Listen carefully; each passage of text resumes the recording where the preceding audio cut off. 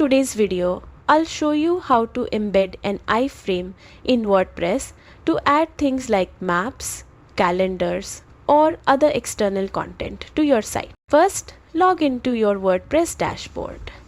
Decide which page or post you want to add the iframe to. Then, open it in the editor. Next, in the block editor, click the plus icon and search for custom HTML. Add that block to your page. Now paste your iframe code into the block. For example, if you're embedding a Google map, grab the embed code from Google Maps and drop it right in. Hit preview to check how it looks, then publish when you're happy with it. That's it.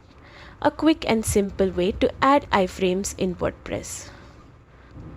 Don't forget to like and subscribe for more easy WordPress tips.